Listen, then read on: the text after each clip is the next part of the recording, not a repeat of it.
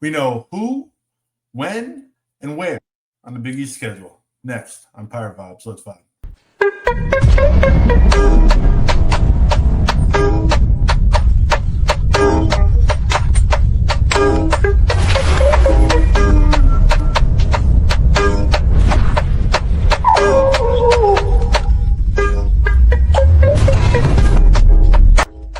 Welcome to the latest and greatest episode of Pirate Vibes on the Big East Energy Network.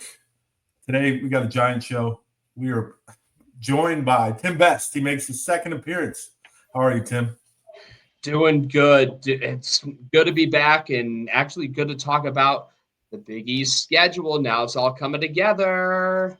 Yes, sir. Yes, sir. It's super exciting. And then Patrick Madden, who continues to show up every week now. How are you, Patrick? I'm okay.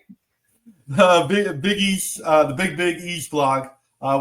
What's the article out this week? Let's see. The one that dropped yesterday was the top 10 newcomers in the Big East. Just quick blurbs about some of the newer guys. Bud Clark was the Seton Hall guy I featured, but you can probably not many of the comments were a lot different than what we made on the episode that we dropped with Sam Fetterman about a month ago. Yep. About Clark maybe being the linchpin between how bad Seton Hall was last year and maybe being twice as good or better this season. Awesome. It's a great read every single week or every other week. I guess you're picking up the content now, right? Like you're starting to write a little bit more. Right. We're doing a big two-part women's preview next week, by the way. Okay. All right. There we go. All right. This week we are going to talk the Big East schedule. Obviously, it was released last week. We talked about that on our earlier episode this week. Let's bring it up. Tim, we're going to give you first shot here because we already did talk about the December 23rd game. Obviously, the game that everyone's circling on their calendar. As the sign mafia leader, like what do you think? What do you think about Villanova coming to town that early? I wish I had become a fan of Seinfeld while I was in college because Seton Hall had multiple games during my 4 years there on Festivus, including an infamous game my senior year where a massive brawl broke out against Manhattan.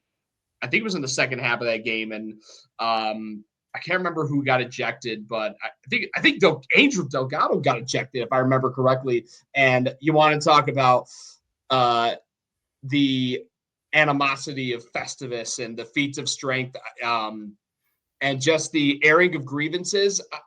Listen, as a Seton Hall guy, I don't have any grievances against Kevin Willard. I know that many a fan do for how he left for Maryland. Now he's back as a rival of ours. But I've always been a Kevin Willard guy. I know that my freshman year, the collapse that happened, definitely didn't sit well with me. But hey, a lot of people got to remember the program he inherited from Bobby Gonzalez. And he brought them back from the dead. So me personally, I will always have great appreciation for him. If I were to be in that crowd, hypothetically, I'd be clapping for him. I wouldn't be booing him.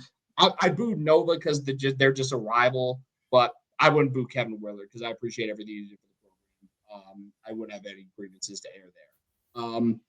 But for that to be the first biggest home game of the year is absolutely incredible, wild, whatever adjective that you want to use. Yeah, it's definitely that. And then it's interesting that we're closing out the season on a Friday night at home. I know that the last day of the Big East season tends to be on a Saturday, so this is clearly different. And to close it against the Johnnies, closest rival proximity-wise, I like that draw a lot. And I think just from the overall perspective of how things are spaced out, the bye weeks really aren't. There's a stretch from like January 10th. They don't get another bye again until like late February. So it's going to be a gauntlet, but it's something that I feel like Shaheen Holloway always has a tough team. It's a matter of, and I trust that he will get his guys in the physical condition to go through that kind of gauntlet because the Big East is already grueling as it is, but trying to go twice a week for 5-6 weeks in a row, that's going to be a tough draw, but I got faith. I got faith that we'll get a hell of a lot of a better result than last year. Definitely. Patrick, we talked about Villanova. You didn't really get to say your hot take. Are you going to be cheering or booing Kevin Willard and his return to Newark?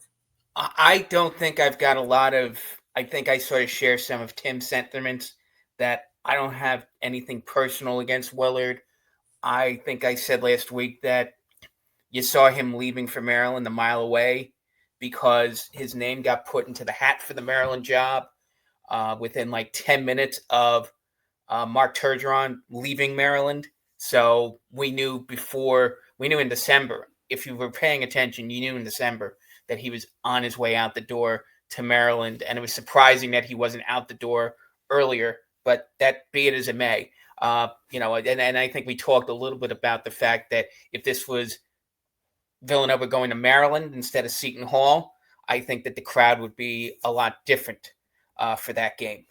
I'm interested to sort of look at when the Connecticut and St. John's games are on the schedule. It just so happens that we play Connecticut and St. John's within a week of each other twice. If you look, the game at the Rock against Connecticut is on January the 13th. You mean the win? Well, hopefully. We beat Connecticut on January 13th at the Rock. And then a week later, on the 20th, we go to the Garden to play St. John's. And if you flip the schedule down to the end, we head up to Connecticut on the next to last Saturday of the season on February 28th, and then that Friday night game 6 days later. So all the tough games are not necessarily bunched together, but they're sort of bunched on top of each other. But I guess the good news is that you get a little bit of a headwind. You don't have to play Connecticut or St. John's right away. And then you don't have to play them all like on top of each other. Like last season, I think we played like 4 of our last 7 games were the 2 of UConn and then the St. John's game at home. So that you don't play all of the tough teams you don't back end the schedule. I mean, I guess you back end the schedule that 2 of the last 3 games are against the top teams in the Big East. But, in terms of you don't have all of the tough, like you have DePaul and Georgetown right before, you have Butler, DePaul, and Georgetown right before that Connecticut game. So in theory, it's not that you're getting Creighton and you're not getting Marquette heading into that, UConn, Xavier, St. John's stretch at the end of the season. Yeah, you also get the week off. That bye week that Tim is talking about is right before between Georgetown and UConn. So you have a week off between Georgetown and Connecticut. So I think that works out in our favor. I've always traditionally looked at it like a 3-game stretch. What you guys looking at the schedule? What's the toughest? I guess, Patrick, I already know your answer. Tim, you got another 3-game stretch that could be kind of important for us. They all are, obviously. We're trying to improve on a 2-win Big East last year, so they all are. But do you see a 3-game stretch where it's going to kind of be the barometer of our season? Yeah, I think when it comes to what's going to happen between Kevin Willard's big thing, and I don't think it's been a thing under Shaheen Holloway. If we're not going to count last season because that was a unicorn in terms of like a lack of success. Even for good Kevin Willard teams in the past, they would have what everyone lovingly called the January swoon. And right now, it doesn't look like the schedule. You talk about those stretches where, UConn and St. John's, like in a 3-game stretch with 1 game in the middle. But the stretch I'm looking at, it's right at the end of January, bleeding into February. I think this is an interesting stretch where you get Xavier at home, Marquette at home on a Saturday at the Rock, and then you get Villanova and then Creighton. I think those are 4 big, great opponents to have, and it's right in that like midway point of the season where you would think maybe within the first 5 to 6 games that you'd have an idea of what this team is capable of, but things could change in the other 75% of the season in conference play. But let's just say, if God forbid we're at like a 3-6 or a 4-5, like, but if you stack up a couple wins, like you're right back in the thick of things, and you have good quality wins. I'm assuming Xavier is gonna be a solid team in the first year under Richard Pitino. You already know what Marquette is going to bring to the table. Yep. And under Shaheen Holloway, with the exception of 2024, Marquette teams have just beaten the brakes off of the Pirates. So if they can make it a game and even steal one, that would be massive to start the second half of the schedule. But ending the first half strong, starting the second half strong, starting with that 2-game stretch against Xavier, Marquette at the Rock. I think those 2 are must wins, and I think you got to take some momentum into that by beating, if you can steal one at DePaul. But I know the last time I was on the show, Pat was ranting and raving about DePaul's potential. But that, if the thing is, if Wintrust ain't drawing, that can provide an advantage for the Pirates on the road. So you never know, if you can take a hot stretch into the second half of Big East play, that'll do this team wonders. Yeah, me looking at the schedule, that right after that tough, I think the toughest part of the schedule, 3 weeks in a row, Marquette, Villanova, Creighton, that Butler, DePaul, Georgetown, you got to pick up 2 wins there. Like if you're going to compete, like you have to pick up 2 wins there. I think that's the biggest opportunity for us. What do you think about Providence leading it off? Go ahead, Patrick. Well, I was at Providence's home opener in the Big East last year up at the AMP when they played St. John's and they blew a 15-point lead. I guess the good news is that the students won't be at the AMP, which gives them a bit of an advantage over when the students are there, they're better than when the students aren't there. So that's one X factor you can take out of Providence, even though they should have a big crowd. A lot of it's also to depend on how Providence performs in their non-conference, whether those fans have some enthusiasm. They had most of the enthusiasm because they were kicking St. John's butt in the first half of that game. And then, of course, the Red Storm turned it on a dime in the second half, and Ejiofor, hits the layup with time running out to beat Providence. So I think that's a game, and Providence is the type of team that you have to beat if you want to end up in the middle of the conference, because that's where Providence projects to be. So that's a game which is on paper winnable, because I don't think that their roster is significantly. It's not like we drew St. John's, UConn, or Creighton right off the bat. We drew a Providence team which has a lot of question marks. So I think that's a good start for Seton Hall. I think Villanova at home, given that Villanova's got a lot of unknowns, is another good spot.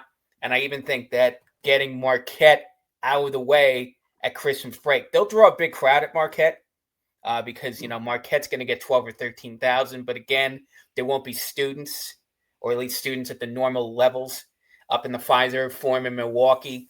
I know that's placed. It's been a house of horrors since we ruined Marcus Howard's senior day in 2020. But I think that's something which Marquette will not be. Pfizer will not be the same level of intensity on a weeknight right before New Year's as it would be on a Saturday afternoon in the middle of February. I got to agree with you there. I think at the AMP, I feel like this is the second time in recent years that we've opened Big East play at Providence. I'll never forget just 3 years ago when the Pirates started Big East, Shaheen Holloway's first Big East game against Providence on national TV, and Kadari Richmond had a monster first half, and then they got manhandled on the glass in the second half, and Ed freaking Croswell just pummeled Seton Hall in the second half. I mean, and they ended up blowing the game, and then freaking James Breeding and Jeffrey Anderson screwed everything up with some bad calls down the stretch. And that was my first time covering a Seton Hall game, mind you, as a media member outside of the WSOU and Seton Hall bubble. So now that it's at the AMP, I think that's, like Pat said, very winnable opportunity, especially considering that students aren't going to be around. I'm interested to see what it's going to be like on a Friday night because I think, Pat, if you remember last year at St. John's, that game was a Friday night too at the AMP, right? That is right. So, yeah, I'm curious to see what's going to happen. Like Pat said, a lot of question marks with the Friars. And maybe Seton Hall's going to be molding into the team that they want to be right around that time because I know they close off Big East play, non-conference play rather, with a big game, of course, against Rutgers. So if they can take momentum, if they can win that game, get the Garden State Hardwood Classic Trophy back in South Orange, I really think I would like their chances a lot more up in Friartown. Awesome. To kind of go back to what Pat was talking about, how it's a winnable game with Providence talent-wise, I'm going to rant right here. Can we stop with the projections that Seton Hall is 11th place, like guaranteed?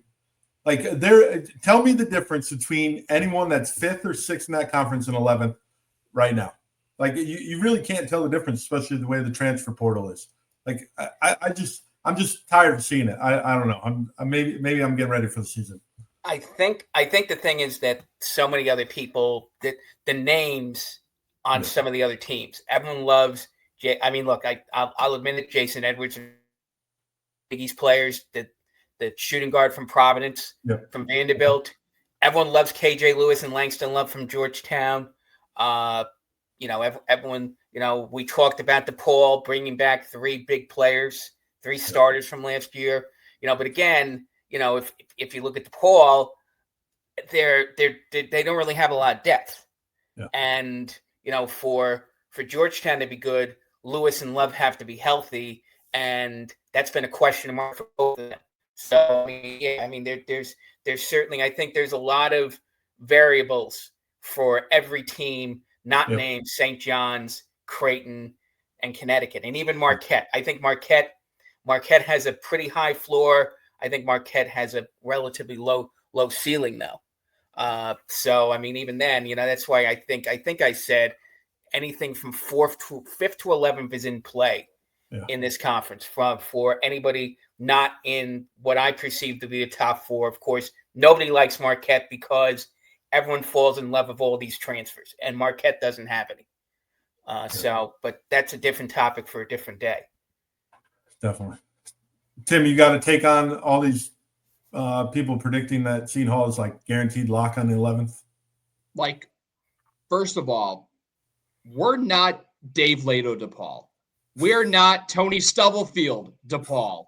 Like, come on. Like, I mean, or Patrick Ewing Georgetown. Yeah, thank you. Like, I mean, no disrespect to Ewing because he's a New York Knicks legend, and as a Knicks fan, of course, I got to show appreciation, especially for his wonderful starring role in Space Jam as well. But I mean, listen, I think it's unfair to put Seton Hall to automatically assume, just put Seton Hall in 11th and just figure out the rest from there. Like, I think it's lazy. It's just lazy. I got to agree. And I'm not saying like they're going to finish in the top 5 or we're going to go back to the tournament for the first time in 2022. No. Like, I'm going to put it to you straight. I think that it's how do I put this politely? Don't put us in the same category as the horrid DePaul and Georgetown teams in recent years. Like, don't play that game. That's not us. Last year, yes, it was a bad year. Yeah. But we're not that bad that you could just automatically say, this team's finishing dead last. Like, if you saw and heard some of the things that are coming out of, practice with the Pirates right now, there is a lot of upside, and this team is much better constructed. Like, the reason why they didn't succeed is because they had guys that were in roles that they were not ready for. You can't sit here and tell me that Dylan Adewusu was the point guard on this team. Like, you can't say that to me with a straight face. You just can't. I would start chuckling immediately, like, come on. Like, no disrespect to Dylan Adewusu.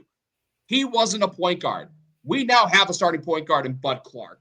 And as we're going to hint at, talking about some of the things that we've been hearing in practice, like there's a lot to like and some similarities and things to like that clearly they were sorely missing last year. Tim, I know this is your second episode, but you got perfect segues, man. But we got to go to a break real quick, and then we'll talk about exactly what you're talking about. Got you.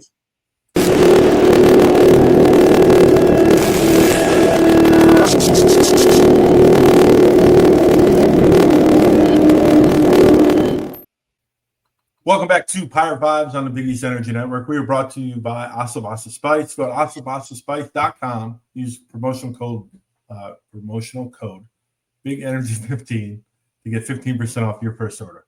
All right, Tim kind of hinted to this before. The things we're hearing at practice on campus.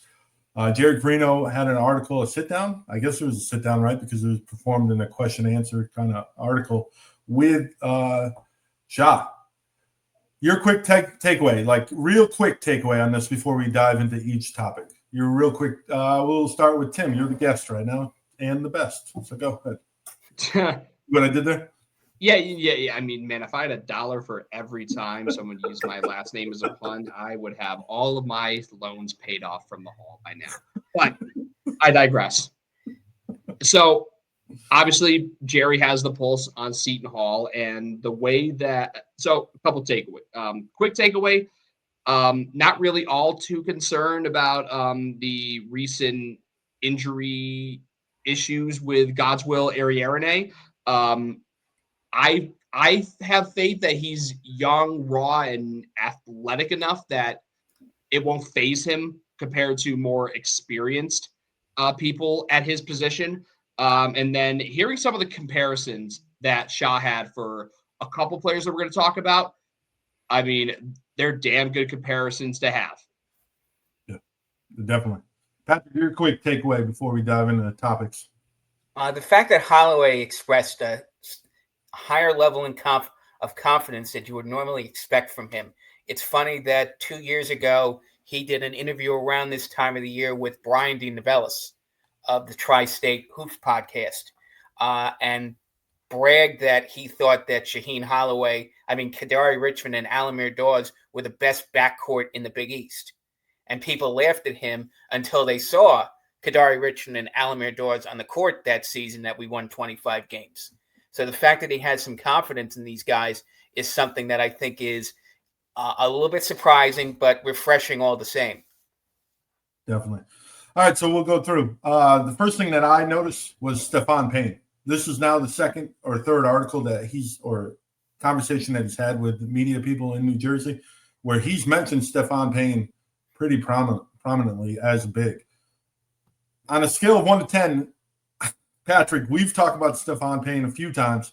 How excited are you getting for Stephon Payne, or are you worried about the depth on the front court? I'm sort of at a 6. Yep. But was it lower than a 6 before this article, or has it always been a 6? Well, I mean, it was probably in the 6 range before we signed Najee Hines, and it probably lowered because my expectations of how much time he was going to get was reduced.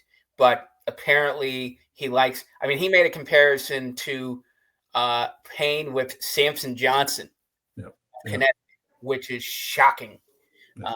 Because Samson, say what you want, Samson Johnson was a major contributor to what they did the last 3 seasons. Yeah. So for him to think that Payne could play at that type of level is very interesting.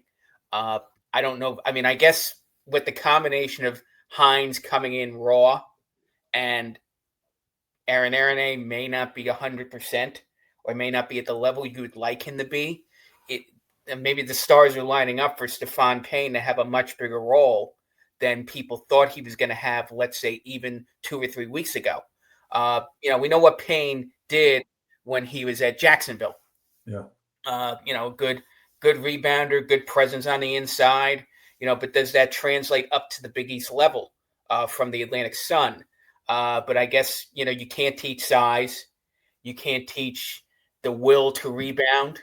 Rebounding is the one skill which I think translates the best if you're talking about the skills of a player. So if Payne is showing that ability to rebound, and guess what? We didn't have a lot of great rebounders on that team last year.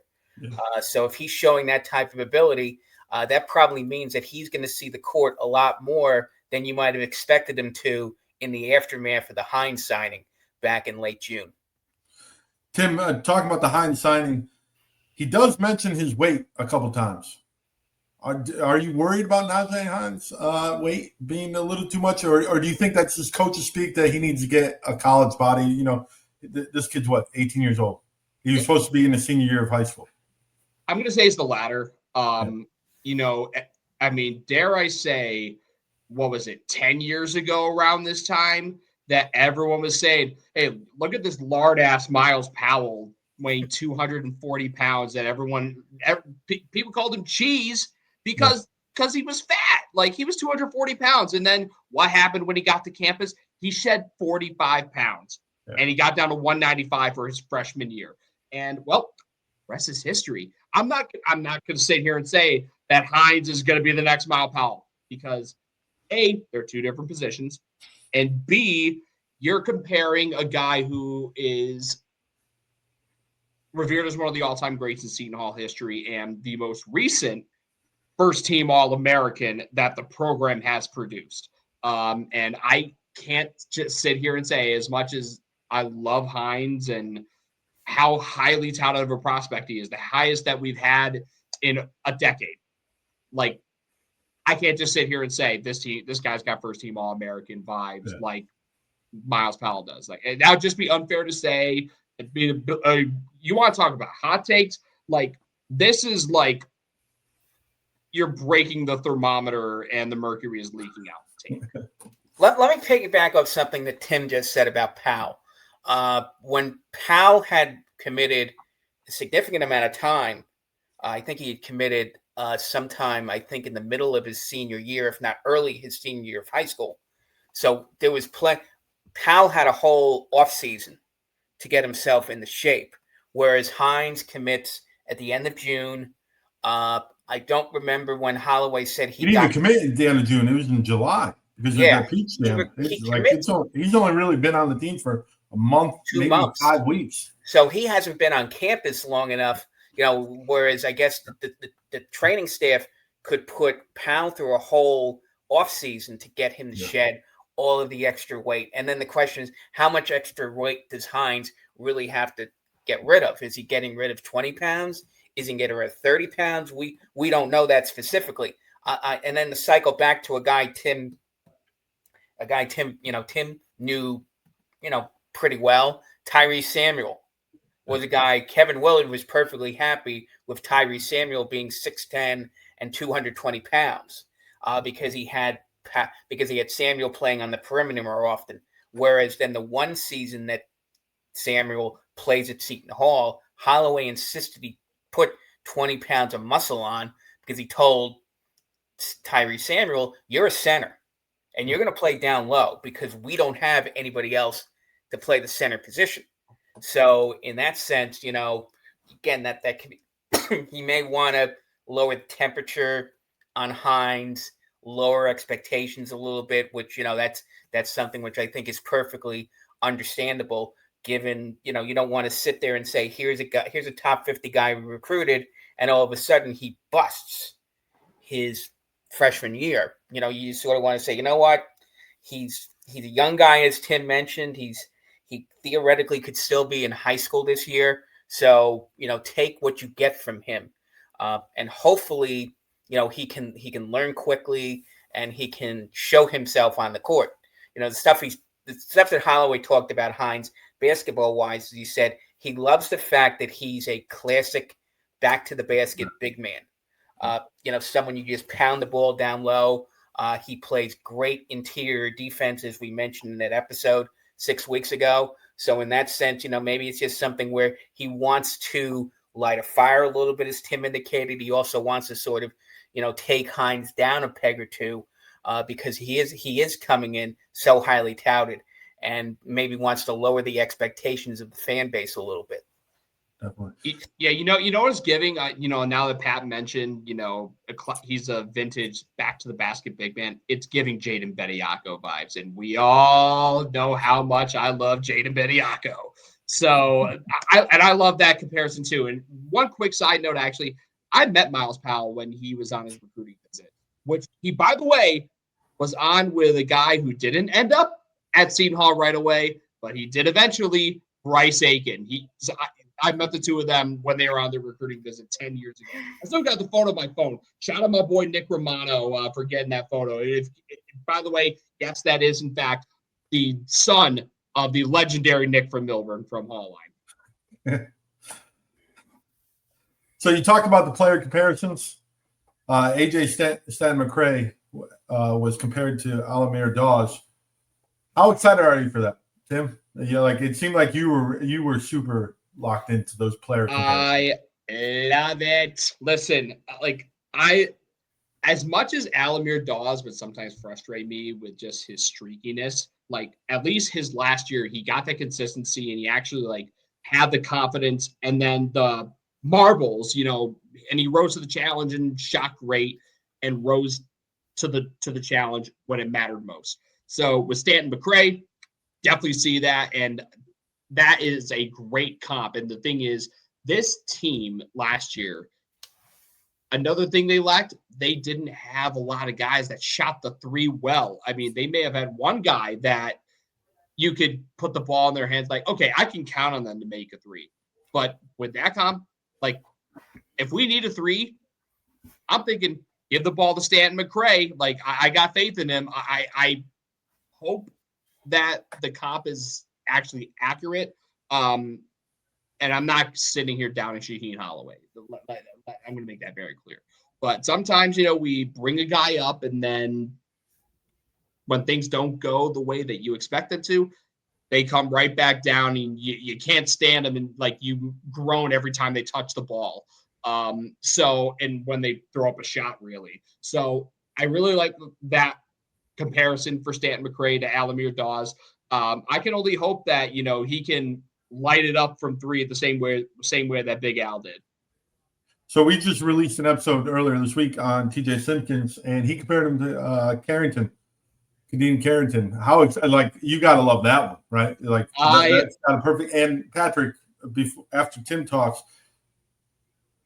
is that accurate? You kind of dove deep into Simpkins, so I'll give you some time. Is that kind of an accurate comparison for him? But Tim, talk about how excited you are to have a Carrington type. Dude, I was lucky enough to be in the same grade as Kadeem. Dino's my guy forever. I don't know if Dino, if you watch this, but just know, you always got a special place in my heart, and you're one of my all-time favorites. He did the chef celebration, and I had a sign that said Chef Boyardee. I even got a whole chef's apron and all that. He had a really good friendship with him when him and I were in college, randomly quoting DJ Khaled Snapchat stories just for one. But when he was on the court, though, yeah, Dino was incredibly intense. He loved the game. He wanted to win, and I love the raw emotion that he showed. It meant the world when he put on that Seton Hall jersey. He was giving everything he got for the name on the front, and it was a hell of a lot more important than the name on the back. So if he can have 50% of what Dino showed, I will be over the moon with that. And another cool story with Dino, I remember when they got beat by Kansas, I was lucky enough to be there in Wichita, and watching him come off the court, and he went over to the bench in the closing seconds, and he hugged and wept in Kevin Willard's arms. And that broke me, man. That was when I started bawling my eyes out and crying, because that was my last game as a student. But yeah, I knew in that moment how passionate Dino was as a player and how much he cared about the program. So if Shah's saying that Simpkins has that same level of intensity, like that's the kind of guy I want on this team. And I love it. That's definitely a guy that they did not have on the team last year, right? So it's a completely different story than last year. Fair to say that, right? For sure. Patrick, I mean, let's sort of compare their games a little bit, though. Simpkins is taller, but Simpkins doesn't have Carrington's shooting ability. I remember a night, and Tim was probably there. I think it was his junior year when he played Creighton. Mm-hmm. Went off for 41 points. Oh, yeah. That game was a lot of fun. And never forget that steal on the inbound. They were trying to roll the ball in, and he stole it. Toby Hegner was waiting and just stole it and slammed it. Just dominated. I don't think TJ Simpkins has 40-point ability in any particular game, but I think you're asking him to be to sort of be Carrington-like in the sense that Carrington was great at making plays in big spots. Carrington rose to the occasion more often than not, and that's why he's gone on and had a huge career in Europe. That guy has played in the biggest. He's played in what they call it the Eurobasket, the Euro League. He's played in the top level in every country he's played in, and there's a reason for that. Is that Carrington is a great basketball player. He might not have been good enough for the NBA, but don't diminish what he's accomplished in Europe, which was a reflection of what he did at Seton Hall. And I think Tim is right. If you can get half or more than what Carrington gives you as a player on the court, that's certainly something which is going to confirm some of the comments I made and we made last week about Simpkins when we put that episode out about the fact that he's something that could be a factor in Seton Hall being better than they were last season. And something else I will say, speaking of how Kadeen rose to the occasion, the first moment he did that was his freshman year. And this is when Isaiah was still out with, I think it was a stress fracture he was out with. And the game where they upset 6th-ranked Villanova, who was unbeaten, it was Carrington who had the game-winning basket and nailed 2 clutch free throws to seal that game in overtime. And again, he was a freshman then. So I like that comparison. Just makes me like it a lot more that Simpkins is coming in and Carrington was able to come up clutch in his first year in a Seton Hall uniform. So I'm very encouraged and have a lot of faith now that Simpkins can rise to the occasion and do the same here. Awesome. The one other kind of vibe that I got from the article was he's doing things a lot differently with his team, with the bonding. Do you think that's just coaches speak, or do you think that's actually going to change the culture for this team compared to last year? Patrick, you go first. Well, what I will say that he didn't say in the past is, he's in the past at this time of the year, he's talked about how certain players haven't been fully participating, how he has to take time at this time of the year to bring people into what the mindset is. Because they did bonding activities in the past. You'd see them go to bowling alleys. I think they went to a laser tag a couple of years ago. So I think that they do that type of stuff. But I think the one difference is that, he had a lot of these guys in and he had them practicing a lot during this summer, which gives them an advantage over some of the other teams that Holloway. See, this is where the summer plays an important role, particularly when you're putting 10 new guys on a team, like Seton Hall is doing this season. They all have to figure out how to play with each other. And last year, I think that because of the injuries, they never really gelled as a unit. And then you had the unfortunate Zion Harmon situation. For whatever reason, he couldn't get Harmon into the fold. And unfortunately, by the time the season started and Harmon played a couple of minutes against St. Peter's, Harmon had checked himself out. And that was a big loss for Seton Hall because I think he was hoping that Harmon was going to take some of the duties at point guard. So hopefully he doesn't have anybody like that. He's got a team with a lot of older guys this season. He's got guys who have accomplished things in the past. All the guys we're talking about, Simpkins, Stanton McRae, Fisher, to a certain extent, even Payne, Dar, all those guys have been, starters and have put up double-figure scoring at their old schools. So they all have something. They all have something to fall back on, experience-wise, where they should have a better mentality going in as a unit than the ragtag bunch that Holloway threw together last season. Couldn't get in the gel, and 7 wins was the result of that. Definitely. Tim, what do you buy into the whole team bonding, doing things differently? That'll actually make a huge difference for the team? So I don't know if you've seen memes and whatnot, but seeing I think it was a couple of years ago when the Villanova Knicks started becoming a thing, and people were saying you just lost to a team that's built on the power of friendship rather than them actually being a good basketball team. I mean, if Seton Hall can do that, that would be amazing if they could do that. But I think Shai, given how things went last year, it wouldn't surprise me one bit that he changed his approach with getting his guys to bond. And you got to get along off the court in order for you to get along on the court. Although certain just generational teams across multiple sports can kind of prove otherwise with some dysfunctionality. They the 98 Bulls, they had a lot of dysfunction, but there's so much generational talent that they just went out there and won. But you want to have that camaraderie off the court so you can play well on the court. And I think Shaw just has better pieces now and are more suited to the roles that need to be played out. I know I've hammered this down so many times. Dylan Ewusu was not a point guard. Pat actually made a good point. Tyree Samuel was not a center. There were multiple guys just in the last few years who just were not cut out for the roles that they were playing. This group is different. I'm not going to sit here and say that, they're going to finish top 5 and whatnot. But what I will say is it's a much better put together team. And I think you're going to see much better results in the box score and in the win column. And I think they're going to be a hell of a lot more competitive.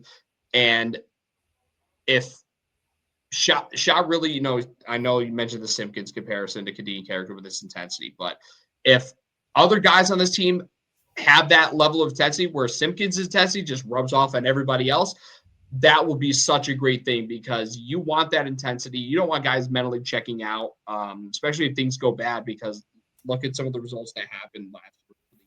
Ugly blowouts that we unfortunately had to witness. So that's why I feel as optimistic as I do about everything that we're hearing.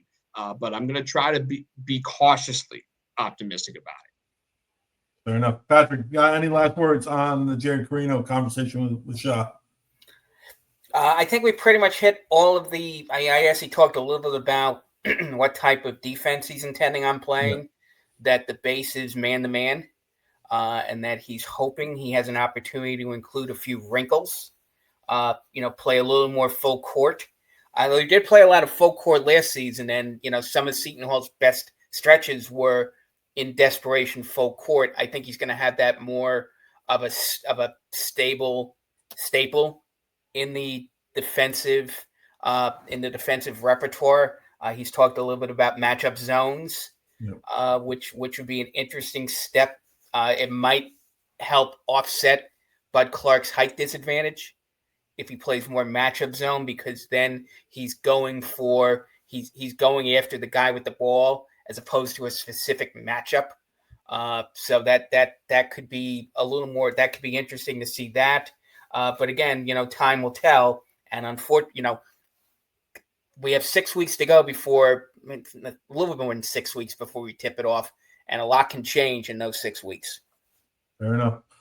Well, thank you, gentlemen, for joining. We'll have to do this again. Tim, thank you for coming back for the second one, and Patrick, it's good to see you again. But stay true, stay blue, and bye-bye. Ahoy there! Ahoy, me hearties!